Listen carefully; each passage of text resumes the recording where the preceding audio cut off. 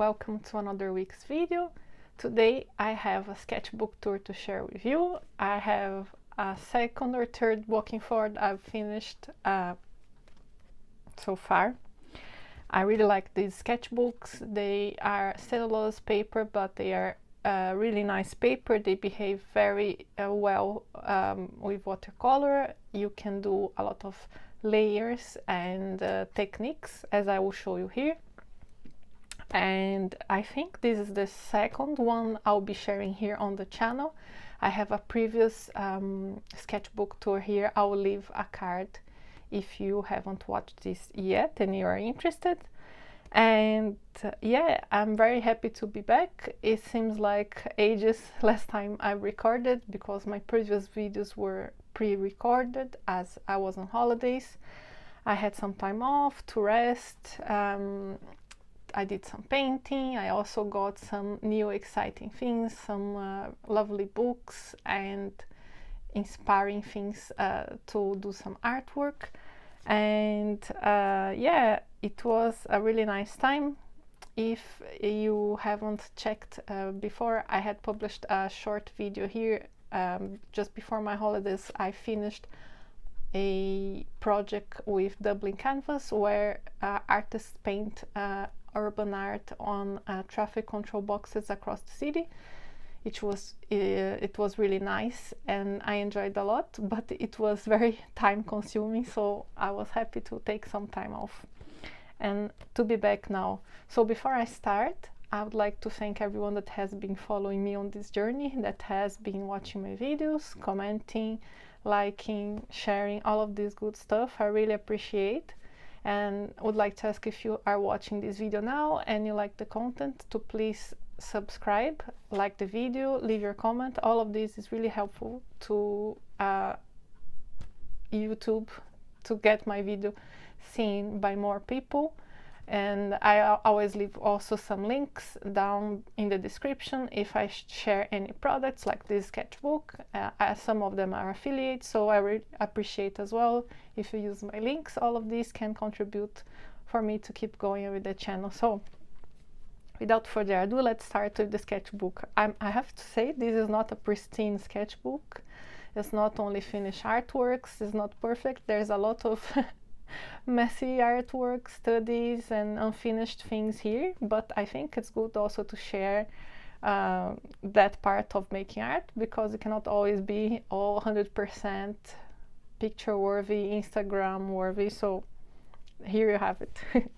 So I started this sketchbook. Let me share first the details about paper. So this is walking forward paper. It's cold press or not, and 300 grams paper. It's a really nice and affordable paper for the amount of pages you get. You see that I paint a lot on both sides of the page, and usually it's fine. So I started this sketchbook Christmas last year. I believe this was some challenge, or draw this in your style. I didn't take notes here, but I'm gonna check my Instagram where I posted it, and I'll leave here the information when I'm editing. So I just did this little elf here with some metallic gold details. I was also on holidays at this time, so I had a limited palette of watercolors and some samples. I think this gold one was a sample that I got from a seller, which is really good to bring on a trip because they are light. These, of course, I had to paint some fish because I love painting fish.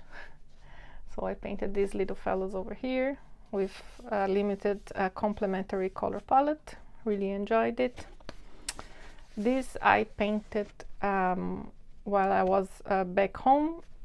I was part of the watercolor club with Louisa Normay, which is just not part of it anymore, but it's a monthly subscription where she shares a project and exercises and things of that sort. And this was for a month where we had to create different greens and practice the greens. So yeah, this was an exercise creating greens with ultramarine blue. You can see all the granulation here, which I really enjoy.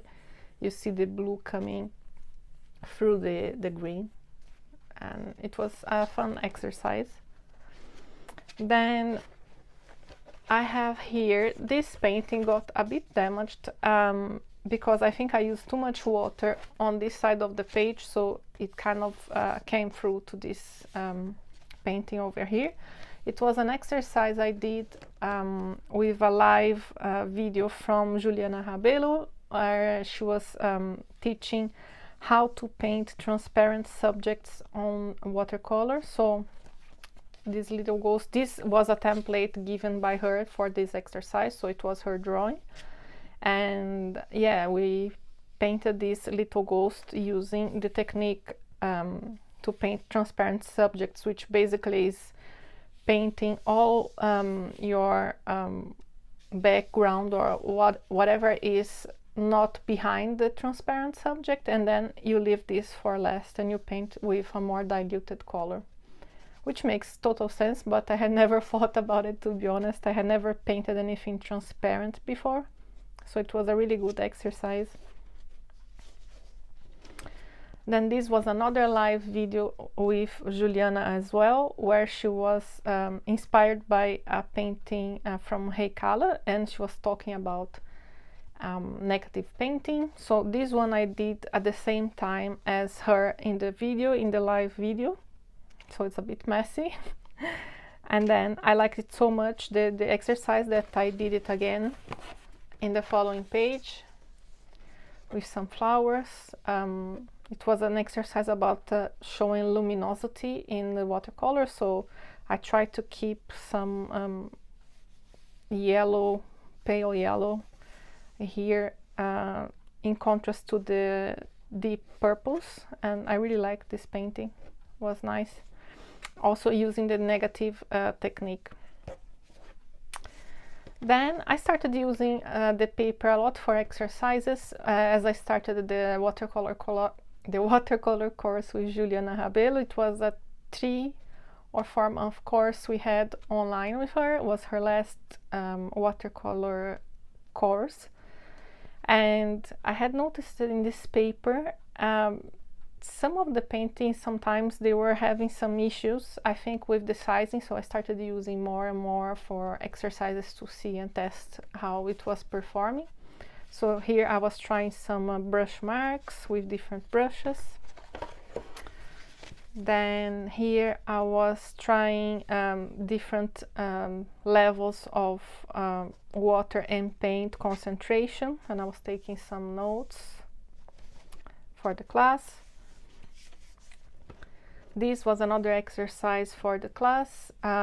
We had to paint the watermelon using different techniques. So we had wet on wet here for the watermelon, and then wet on dry for the base of the watermelon here, and then dry on dry for the effects, the texture on the watermelon with the green, the darker green. So it was really interesting exercise. I was not used to this type of technique with the dry brush, but I really enjoyed it, and I think that the watermelon came out pretty nicely.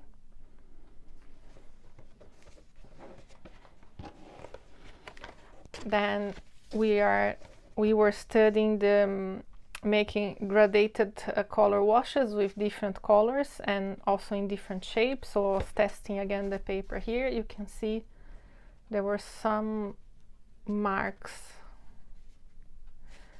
That's where I started noticing these marks, but I was not sure if it was a problem with the sizing of the paper or if it was grease, where sometimes manipulating the paper, the oils in your fingers can damage a bit the paper. So I was not sure if that was the case in here. And another painting I did for the class, this was a monochrome study with some dry brush techniques also here. It's not one of my favorite paintings, but it was a good exercise nevertheless. Then here was another exercise for uniform washes in watercolor. We had different shapes of figures, and we had to paint without leaving brush strokes or cauliflowers or any type of marks. And I believe this, I experimented with the paper slightly inclined like this. Then another exercise of gradation using different colors and also with different shapes. This one, the paper performed a bit better than the previous one. And then, yeah, I took some notes here because I was trying different ways of doing the same variegated wash. So I tried with the paper flat on the table, I tried with the paper inclined, and I was taking notes of which was the best way for me to achieve the best results. And I think it's a very good exercise also to figure out what's your preferred way of painting, because sometimes you can do the same thing in different ways, so it's good to test. You may find a new way of painting that you are not used to.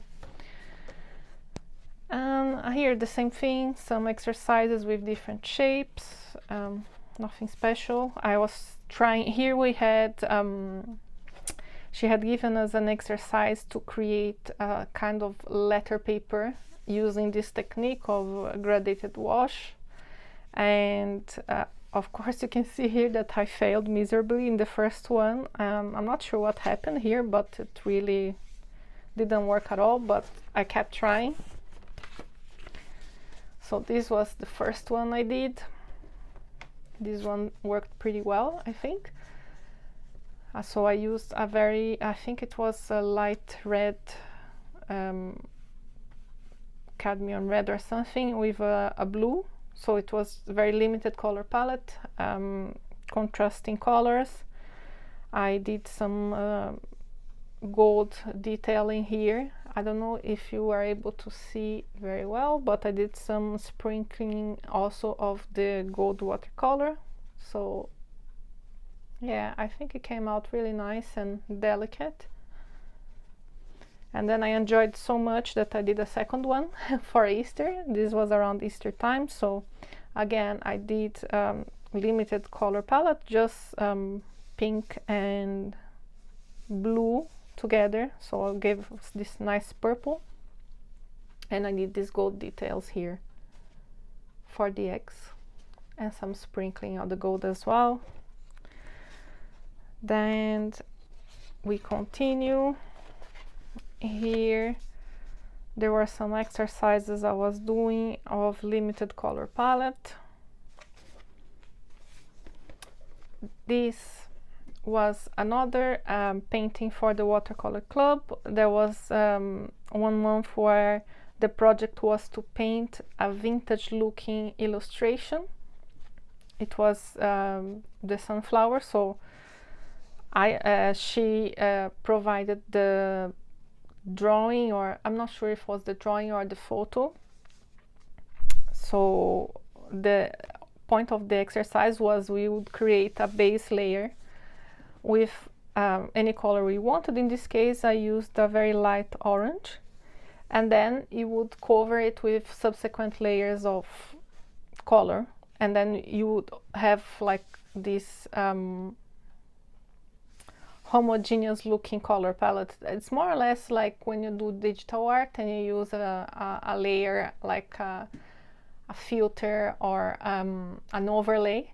So the same principle applies. The only thing is that when you're doing digital, you apply the overlay over all the layers, and in this case you apply it under the layer. So because I use the orange layer underneath, all of the colors I apply on the top have this orangey undertone, so they get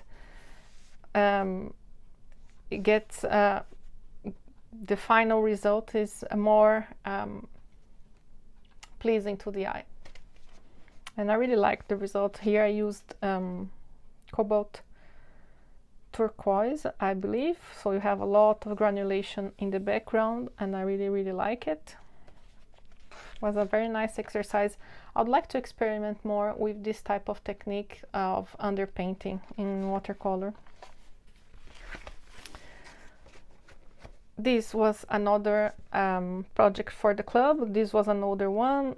You had to paint different types of teas, and I decided to experiment a bit further and paint different types of teacups and mugs. So I did all of this using only ultramarine blue, which was really fun. I enjoyed it a lot. And I think I had some paint left in my palette, so I just created this little pattern using the greens and blues that I have left.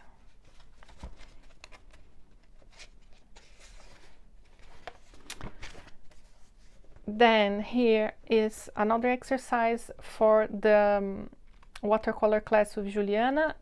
This was actually a second version. I will show you the first version because the first version comes later. Strangely enough, I just, like I said, I try to use both sides of the pages. So I did the first version, I got some comments and suggestions, and so I used this back side to do the second version. So it's basically, let me show you here.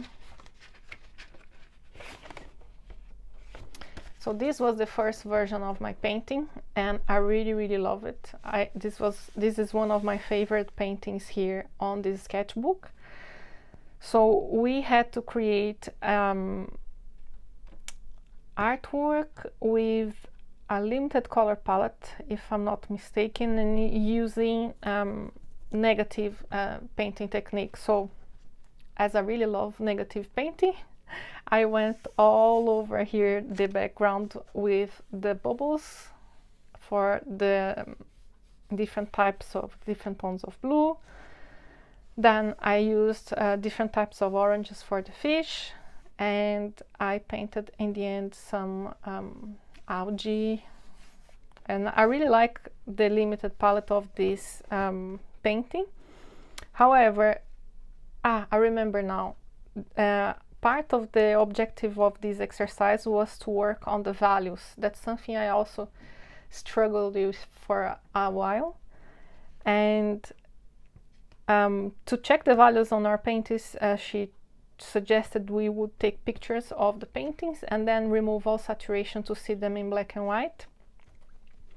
And when I put this painting on black and white, I noticed that the contrast was actually not as strong as it seems, which it's funny because it looks super contrasting to me here, but the blue and the orange have actually similar tones, so it's a contrast more in color than in tonal value, if that makes sense. I know it blew my mind when I started studying it, and I'm still studying it, to be honest, the different types of contrast you can get in the painting. So this was the first one that I did, and then she gave me some suggestions of maybe limiting the negative technique to a few areas, and that's what I did here. You can see that I used less.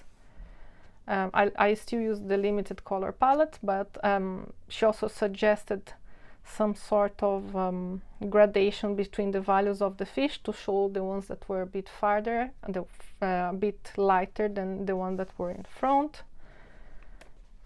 I mean, I still like this painting, but I think that my favorite is still the first one that I showed, so it was a good exercise as well.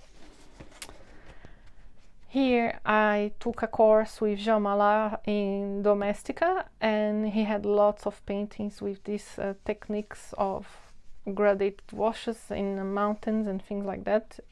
He makes it really beautifully.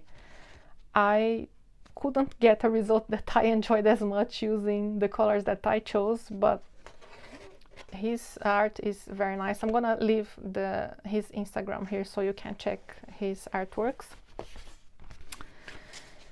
Then I have another exercise here for the watercolor class. It was about values as well, so we painted these origami figures using only one color, so we could practice using different tonal values. This one I was not super happy with, so I did the second one, which I think came out better. And what else here? You may have recognized this when I swatched my first Wallace & Seymour vintage watercolors. I'm gonna leave a card here if you haven't watched and if you want to watch it later. That first painting, as I showed you before.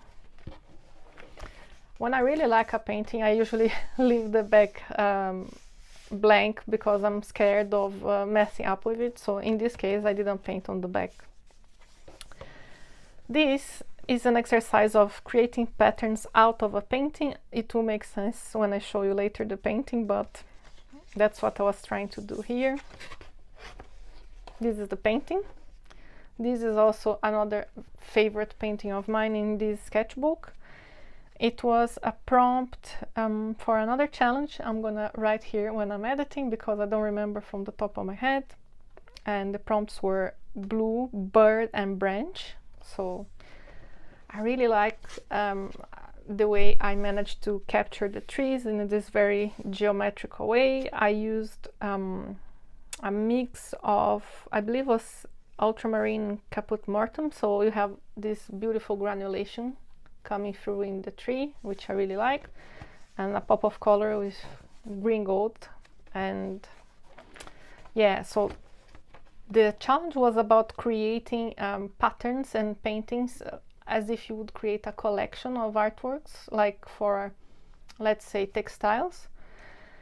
And I created the first initial artwork, and then I struggled a bit of creating the patterns and things, so I was doing some tests. So these were based on the color palettes that I had here in the painting.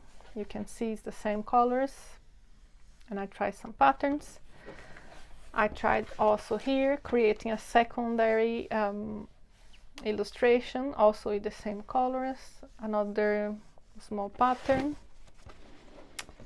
And here I did another illustration also with the same color palette based on the first one. So here I did birdhouse with the same type of branches and things, which was also nice to do. And the final one, another illustration using the same colors. Here I did a little window with the tree in the background, some flowers. It was really fun. I wanted to continue with the challenge, but I got in a block with the other prompts and I just couldn't go further. But I would like to revisit maybe. It was a very nice list of prompts. I'm gonna see if I'm able to leave a link here to the post where you have the prompts.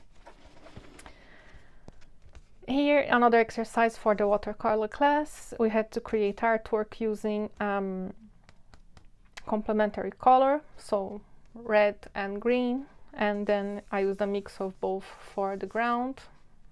This was the drawing that she gave us to do, the little broccoli. I didn't like a lot the way the painting came about, but I enjoyed doing the pattern on the background. Then here, a failed exercise.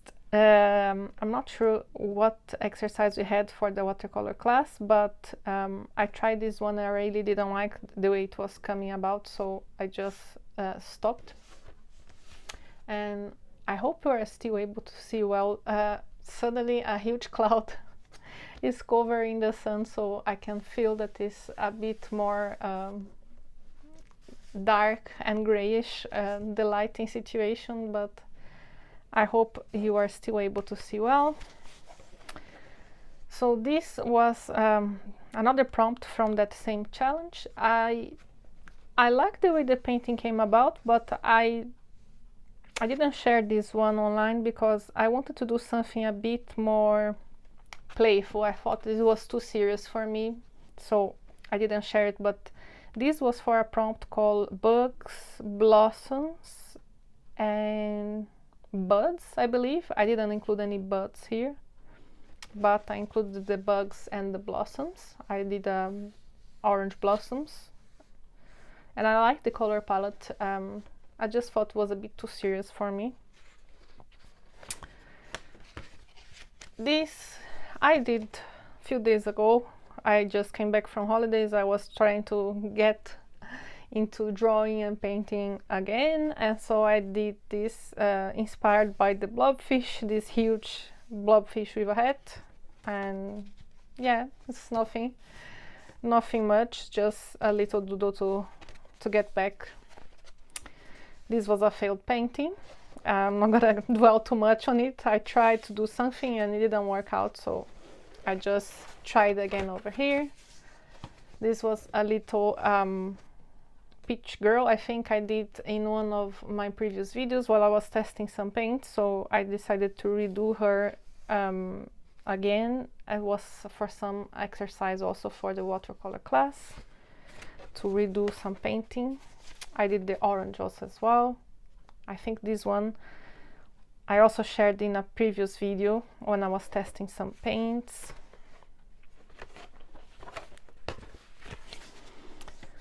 Then here I was trying different techniques with drawing and painting, some mushrooms. Here I was trying I was trying to build a palette for when I would be traveling in my holiday, so I separated a few colors and I was testing them. I found some great resources online of vintage natural history illustrations, so I was trying to replicate some of those coral reefs and sea things here. I really like painting these. I'm going to see if I can find the link to leave also in the description below so you can access. This was for a prompt, actually, the group of my watercolor class. After we finished the course in July or June, in June rather, we decided to keep going, and we gave ourselves the prompt to paint on July about the Brazilian festivities that we have in June, the Saints' days. And it's very common to have this type of flags hanging around, like decorations, and also people dress up with some particular type of clothes and these little hats with braids. So I decided to be a bit playful, and I painted this rooster and this hen here dressed like for the festivities, which was fun to paint. Then I had some other challenge which I'm not I don't remember now, but I think it was Childhood Week with Beatrice Blue, and I had in my mind to paint a bee, and for some reason it just didn't work out the way I wanted to. I enjoyed using this color at the background. This is the Minnesota Pipestone that came in the Hungry for Paint set that I shared in my previous video. I really like this color. It was fun to use, but the painting, I never finished it because I didn't like the way it was coming out. Here you can see I tried again, and again I failed, so I just decided to give up at that point.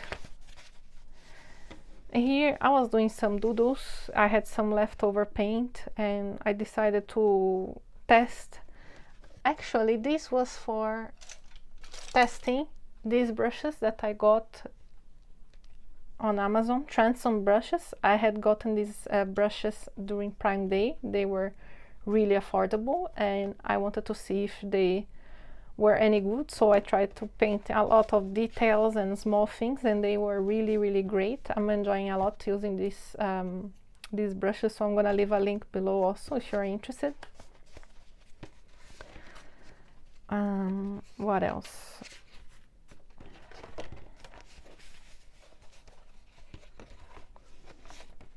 Again, doing some doodling just to use some leftover painting, to use some leftover paint on my palette, and I hope the light situation is still okay, because now the sun came out again and it's really bright. I cannot see what I'm filming right now, but I hope you can see relatively well. So yes, Here again I was trying to paint some of the natural history things I was seeing on this website, but I got a bit tired, so I didn't finish. And the last one was another doodle I did when I came back from holidays. I was a bit rusty, so I decided to just take one color that I had here, and I think was Indantron blue, and just doodle some flowers and patterns and things of that sort for an exercise. And that was it. This was the whole Walking Forward sketchbook done, and I really enjoy using the sketchbook. I already have a new one waiting to be started. I like because it's not one of these fancy, expensive sketchbooks, and so I don't feel extremely precious about it. You see, it's even, you know, a very thin paper cover. So yeah, I feel that I'm free to experiment a lot with this. I really like the way the paper behaves. Like I said, it shows granulation beautifully, as you can see here. I did a lot of layers, as you can see here. There's negative painting, so I did 5-6 layers at least here in this painting, and it held up pretty well. You can see there's no transfer of paint on the other side. So yeah, this is, for me, is the workhorse. I really love it, and I hope you like this sketchbook tour. I hope you enjoyed. Let me know if you liked what you saw here, if there's anything you would like to see more of, and I'll see you soon. Bye!